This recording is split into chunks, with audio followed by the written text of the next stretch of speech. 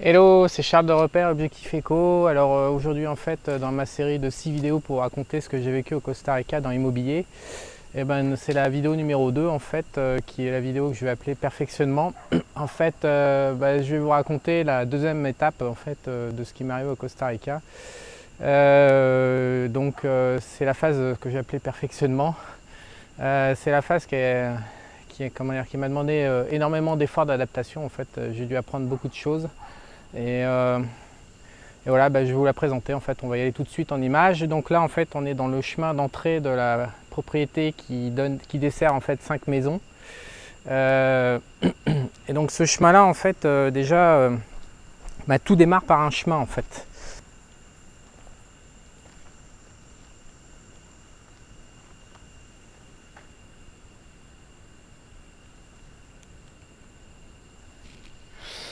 Donc tout démarre par un chemin, en fait. Cette parcelle, elle fait 8000 m². Bon, on ne la voit pas bien parce qu'elle est très, très en pente, donc elle va être quasiment impossible à filmer dans toute sa taille en fait. Ce qui se passe, c'est que c'était une espèce de jungle avec des arbres pourris un peu partout et que vraiment on a démarré à zéro. Donc en fait, quand j'ai fini en haut en fait sur la précédente vidéo que je vous ai montré, j'ai commencé à me dire que j'allais jouer déjà sur cette première parcelle qui fait encore une fois 7 ou 8 000 m² sur les 55 000 du total. Et j'ai commencé à faire quelques travaux par moi-même, puis je me suis vite rendu compte que d'abord c'était un truc d'enfer, c'était gigantissime comme effort, et puis deuxièmement que j'y arriverais pas, que j'aurais pas le temps. Et donc j'avais déjà Oscar à l'époque qui travaillait une journée par semaine pour moi. Et puis la première étape, après avoir échoué à faire des trucs assez basiques, j'ai été proposé en fait de travailler pour moi à plein temps. Parce que j'ai compris que j'arriverais jamais par moi-même tout seul. Donc Oscar en fait Oscar en fait pour dire la vérité, il était dans un état de pauvreté avancé en fait. Il avait même pas de quoi s'acheter des fringues. Faut savoir qu'il y a le même système aux États-Unis qu'en Europe. Vous savez, quand on donne des vêtements en fait, pas à la Croix-Rouge, pas trop quoi, mais à des organismes sociaux en fait, ces vêtements ils partent non pas en Afrique comme chez nous, mais ils partent en Amérique latine. Donc les vieux vêtements des Américains partent ici en fait, arrivent en Costa Rica, en Amérique centrale ou en Amérique du Sud. Et ils sont vendus, généralement les chemises c'était 1 $ pièce, voilà, 1 $, 2 $, donc rien du tout quoi. Oscar, quand je l'ai rencontré en fait, il avait tellement pas d'argent qu'il pouvait même pas s'acheter une chemise en fait. Donc ça me fait doucement marrer les gens qui viennent m'agresser sur mon blog du Costa Rica en m'expliquant que j'y connais rien à la pauvreté et que vraiment je suis un sale con. Parce que la vérité c'est que la pauvreté ici, j'ai vu de la pauvreté comme moi j'aime en France. Parce qu'en France en fait il y a le RMI, le RSA, il y a toutes les aides au logement, il y a tout un tas de machins qui font que on ne peut pas toucher le fond, alors qu'ici en fait il n'y a absolument rien déjà, et pourtant le Costa Rica est censé être un pays un peu plus évolué d'Amérique latine que la moyenne. Et la vérité c'est que les gens crèvent quoi, il n'y a vraiment rien de rien de rien. Donc Oscar il consacrait 100% de son argent à avoir juste un toit d'une room pour toute sa famille, ses frères et sœurs, et puis bouffer en fait, il avait que ça. Et puis une fois par semaine je crois il mettait un peu d'essence dans une bagnole qu'ils avaient tous pour essayer de bouger quoi. Donc il était vraiment dans un état de pauvreté absolue, mais moi je l'avais repéré en fait. Je suis pas du tout français dans mon manière de fonctionner. Moi je m'intéresse pas au passé des gens en fait. Je regarde juste qui ils sont en fait, ce qu'ils ont dans le cœur en fait, et puis je leur donne une chance à partir du moment où je sens que le mec il a une énergie qui est propre quoi. Et je préfère essayer tout simplement faire un essai de manière pragmatique et je leur donne une chance et puis après ils confirment ou pas. Mais je m'intéresse pas du tout en fait aux compétences ou pas compétences. Donc le mec peut avoir buté sa grand-mère dans le passé, quelque part j'en ai rien à cirer. Ce qui m'importe c'est le présent et le futur en fait. Et en France on s'attache beaucoup en fait à l'image sociale, au diplôme, au titre, à la régulation et des trucs comme ça. Ça veut rien dire à mon avis pour la valeur des hommes et ce qu'ils sont capables de faire. Et la preuve, je vais vous raconter l'histoire d'Oscar et mon histoire au Costa Rica sont totalement liées, et rien de ce qui est apparu ici, tout ce que j'ai fait ici aurait pu avoir lieu sans Oscar. Donc il fallait quand même que je lui rende hommage ici. Et le gars, vraiment il n'avait pas de diplôme, il n'avait aucune compétence, il n'avait jamais rien construit dans sa vie. C'était un pauvre jardinier d'un pays tropical venant de la campagne du fin fond du Costa Rica, et il était pauvre. Voilà. Et pourtant le mec au final il a monté 5 maisons pour moi. Voilà. Donc en fait Oscar, on a démarré. Donc je l'ai embauché à temps plein. Et rapidement, c'était à l'époque où je faisais du trading et ça marchait fort pour moi parce que j'avais fait 1000%. Donc j'ai pris quelques gains de trading. Et puis j'ai compris en fait dès le départ que la tâche était ardue et il fallait investir en fait. Et donc j'ai commencé par investir dans un tracteur. J'ai mis 30 000 $ à l'époque. Voilà le tracteur ici. Qui s'est révélé être un excellent investissement. Tout a été rendu possible grâce à lui. Parce qu'il a permis de transporter les matériaux, il a permis de faire beaucoup de choses et surtout je l'ai acheté au départ pour faire le premier chemin, pour aménager, parce qu'encore une fois le chemin, rien peut être fait sans un chemin en fait, dans un terrain, surtout dans un bordel comme ici, où tout pousse comme une fusée, et à un moment il faut acheminer encore une fois les matériaux, les vivres, les hommes, l'eau, l'électricité. Et j'ai aussi acheté donc une remorque que voilà. Voilà, donc j'ai investi un trailer, la remorque ça coûtait que dalle, je crois 1000 ou 2000 $.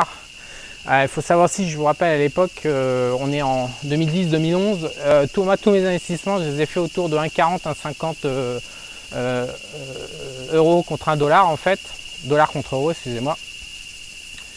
Donc en fait à l'époque c'était l'euro était voilà 30 000 $ avec un broyeur pour le tracteur, ça me coûtait 20 000 € en fait.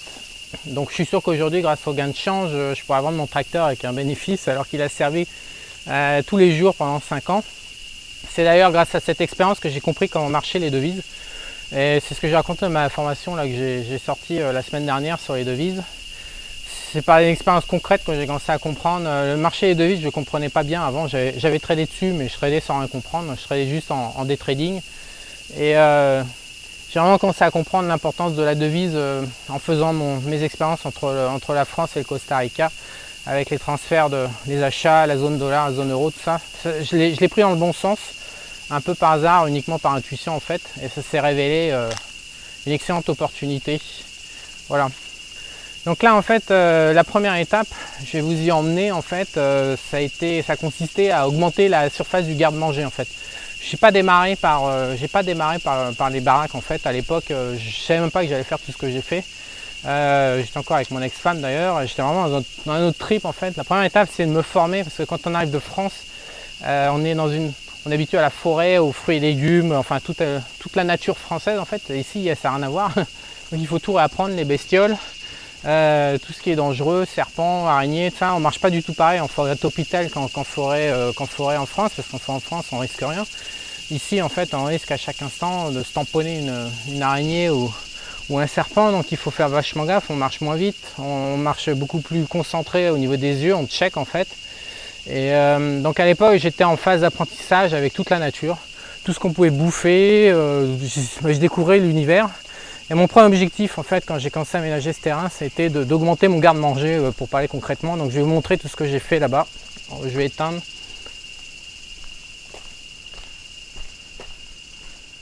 On va y aller direct en fait, tant pis. Hein. Donc en fait, j'ai vraiment démarré par cette parcelle qu'on va voir.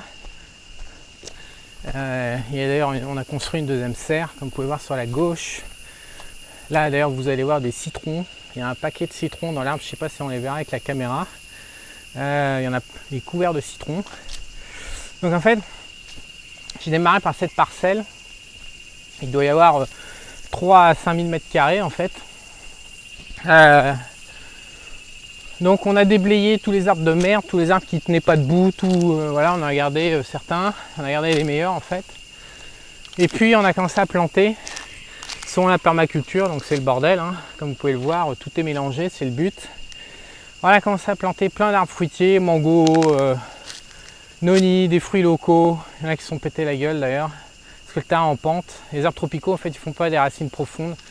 Donc ils ont tendance à tomber un peu facilement. Canne à sucre, coco, des bananes, énormément de bananes dans le fond, il y avait énormément de papaye aussi. Là on voit les bananiers dans le fond, il y en a un peu moins parce que depuis 5 ans ils poussent toujours au même endroit. Là, des ananas en masse, je suis un gros mangeur d'ananas. Ici qu'est-ce qu'il y a, ici en fait il y a les mamanchinos, ce qu'on connaît comme les ramboutans en fait en Thaïlande, mamanchino, je sais pas comment ça s'appelle en France, c'est très très bon, c'est des fruits rouges très très bons. Voilà, on en a mis des citronniers, des bananiers. En fait, à l'époque, c'était simple. Le principe, il était simple quand je suis arrivé. C'était tout ce que je mangeais. Je prenais le noyau, je le mettais en terre, je faisais pousser pour voir. Donc tout ce que j'ai mangé pendant un an, ça partait en pot, les graines, les machins, les trucs. Voilà, donc en fait, on a démarré par ça en fait.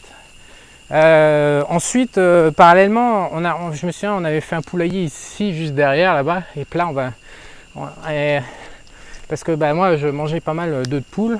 Voilà, je suis sûr qu'on va avoir l'arrivée d'eau. Et voilà, on voit l'arrivée d'eau ici et le petit plaintel. Et puis en fait, les poules, on les laissait aller dehors, dans le jardin. Donc on a perdu une première série. On en a remis. Et l'idée, c'est qu'on a fait une cage et que la nuit, on les laissait enfermer.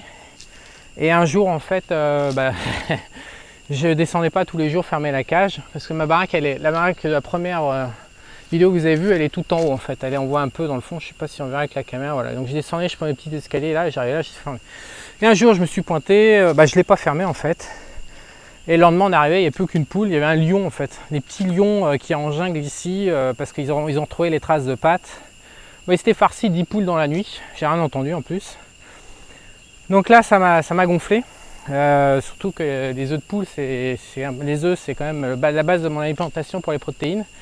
Et que j'ai absolument pas confiance dans les œufs produits de manière industrielle. Donc ça m'a vraiment gonflé, donc on est passé à vitesse supérieure. J'ai investi, j'ai fait un enclos pour les poules que je vais vous montrer ici. Et dans lequel on a mis des poules avec une cabane bien sûr. Et on a utilisé une source pour faire une mare pour qu'elles aient de la flotte en permanence dans laquelle on a mis des tilapia. Donc j'ai fait un enclos fermé comme ça avec 1,50 m. Voilà, donc il fait l'enclos, il est assez grand. Hein. On voit les poules d'ailleurs qui sont en bas. On va y aller tout à l'heure avec la mare. Et puis il n'y a plus jamais eu de problème en fait. À partir de là, je vais vous montrer l'enclos. Donc voilà l'enclos vu d'en bas.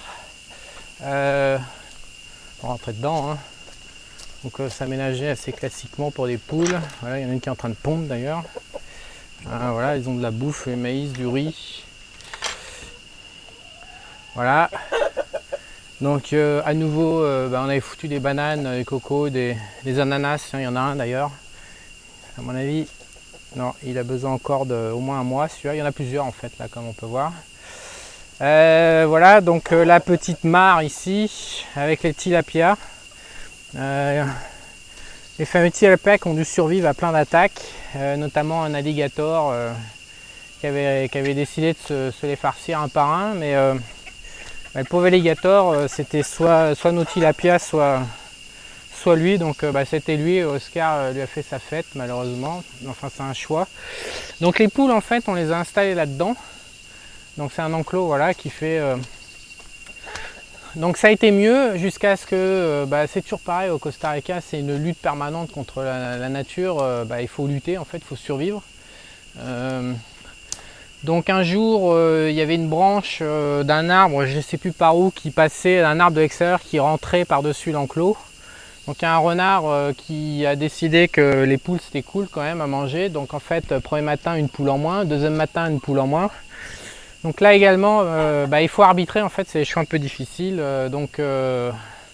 Avec le chien, Oscar et son cousin ont traqué le renard jusqu'à le trouver en fait, et puis pouic. Donc c'était ou nos poules qui nous nourrissent ou le renard, il faut choisir. Moi ça me met vraiment mal à l'aise comme ça de bousiller des animaux, que ce soit l'alligator, le renard, mais enfin les poules, grosso modo, c'est les chiens les bouffent, tout le monde veut bouffer les poules en zone tropicale, c'est vraiment, c'est dur de les protéger en fait.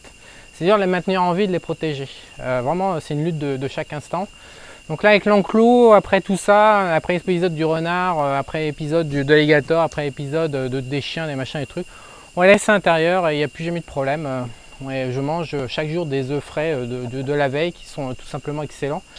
Et ça c'est vraiment cool. Ça, à chaque fois que je mange des œufs ailleurs qu'ici, c'est moins bon. Alors là je me trouve devant la bodega, c'est là que tout a commencé en fait. Là donc elle a 5-6 ans, elle est un peu fatiguée, mais je vais essayer de vous zoomer sur la porte qui était magnifique à l'époque. Donc en fait, un jour, quand on a commencé à faire l'enclos, le garde-manger, tout ça, il y a besoin de stocker les outils. Et puis un jour, ils ont construit ça en fait, Oscar et son frère et son cousin. Et puis j'ai regardé ça comme ça. Et je me suis dit, j'étais voir, je me dis, mais les gars, vous êtes capables de faire plus, quoi. Donc ils m'ont dit, ouais, on peut faire plus. Donc je leur ai dit,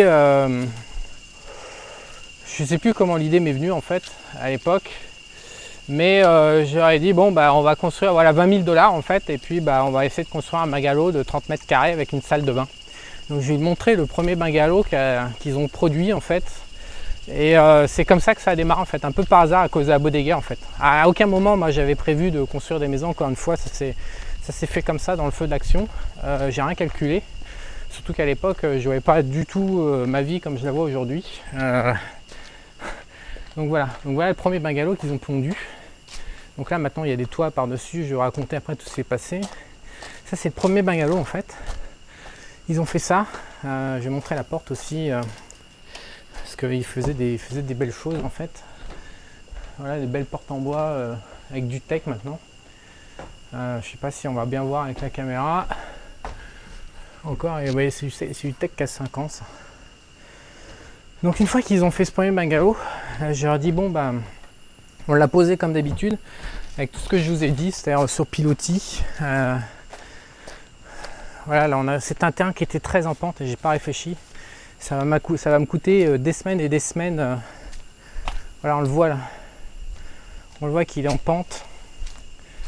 Le terrain est très en pente en fait.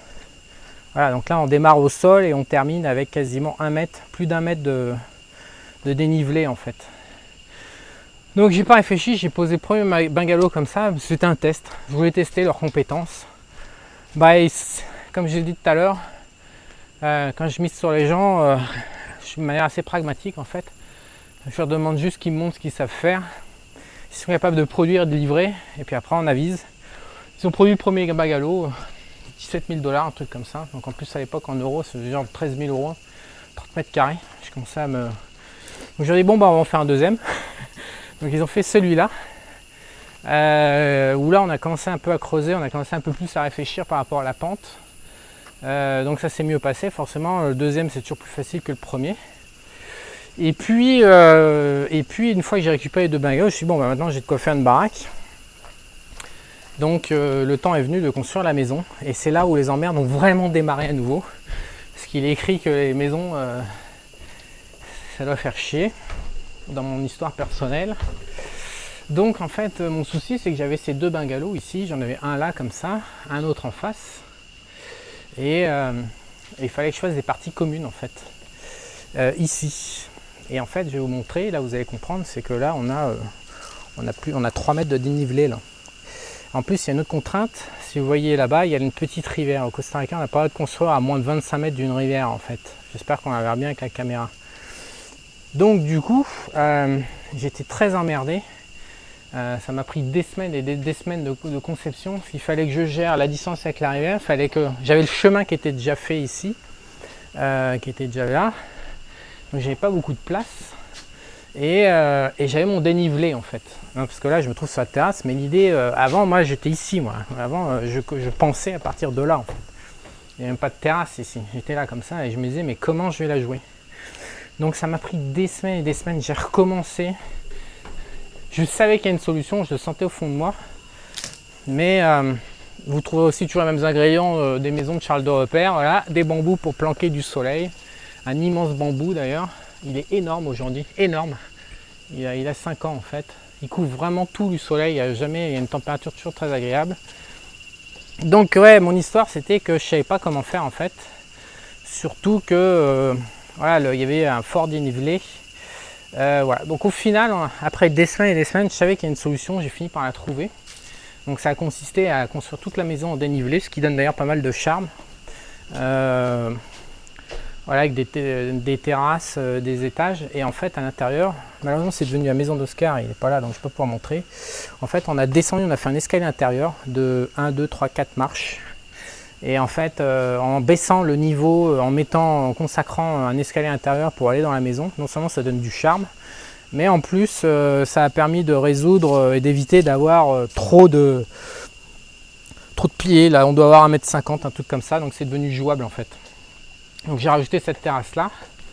Et puis en fait ce chantier, je ne sais plus combien de temps il a pris. Ensuite il a fallu couvrir avec un toit en fait. Donc ça aussi ça nous a pris la tête parce que comme on peut voir la complexité du toit. Aujourd'hui en fait c'est assez esthétique, on a mis des belles couleurs, du beau bois, mais ça aussi ça m'a pris, cette maison m'a pris la tête en fait. Vraiment ça m'a pris la tête. Je vais vous montrer ça à un autre angle. Voilà, on voit il y a tout un tas de toits en fait. C'est en permanence couvert, mais c'était un enfer à résoudre en fait. Au départ, c'était un enfer à résoudre. Bon bref, au final ça a réussi à se faire. Et puis à la fin, qu'est-ce qui s'est passé? Il s'est passé que j'ai dit Oscar, well done. Well done. La maison, j'ai dû mettre, je sais plus, 80 000 $, un truc comme ça. J'ai pas mis très cher franchement, parce que là on a acheté tous les matériaux en direct, il n'y a plus de marge de constructeur, il n'y a plus rien. Et donc à la fin je lui dis écoute, ça te plaît la maison? Il m'a dit ouais elle me plaît. Donc je lui dis c'est la tienne, tiens là les clés, c'est là que tu vas habiter maintenant. Donc là on voit les fondations d'ailleurs, c'est la plus grosse hauteur. En plus on a changé le système pour les... En fait on a mis des barres de fer. Oh chut. On a mis des barres de fer à l'intérieur des poteaux et on a vissé en fait la structure de la maison dans la barre de fer en fait directement pour que ça résiste mieux au tremblement de terre. On a fait ça sur chaque poteau en fait. Donc toute la structure est métallique. Et voilà. Donc la baraque, j'ai fini par lui dire écoute Oscar, voilà, bravo. Tu vas devenir maintenant le manager de la propriété. Et voilà les clés. Et en fait, donc évidemment Oscar il est passé de pauvreté absolue, incapacité à acheter une chemise je vis dans une maison de 80 000 $, je fuis une bagnole aussi et puis je fais un salaire. À l'époque j'ai fait 800 $ par mois et voilà. Et donc lui il a démarré sa vie. Moi en fait c'était aussi un bon calcul de ma part parce que j'ai eu quelqu'un sur place et donc j'ai pu me libérer de la contrainte d'être ici et j'ai commencé à me barrer, à visiter le monde. Donc j'ai commencé à quitter le Costa Rica et aller un peu partout, visiter d'autres pays. J'ai traîné comme ça pendant au moins 1 an sur les routes, à visiter tout un tas de trucs que je voulais voir. Et donc voilà en fait. Et donc là c'est la fin de la parcelle, c'est la rivière qui sépare les 5 hectares derrière, que je vais montrer dans d'autres vidéos. Et voilà en fait ça a été la phase de perfectionnement parce que on a commencé à produire par nous-mêmes, achat de matériaux. J'ai dessiné, j'ai tout conçu, Oscar a exécuté. Garde-manger, tout. À la fin de ce projet-là, en fait, j'ai été capable vraiment je connaissais vraiment maintenant la nature tropicale, je connaissais la construction, je connaissais beaucoup de choses en fait. Donc ça a vraiment été une étape qui a demandé beaucoup d'adaptation et beaucoup d'apprentissage, beaucoup de tests en fait, beaucoup de recherches. Et parce qu'après, les autres projets, ça a été jamais que de la pratique, jamais... J'ai plus rien appris après cette histoire de cette maison en fait. J'avais fait le tour de la question en fait. Voilà, je vous dis à bientôt pour la 3e vidéo sur toute l'histoire du Costa Rica.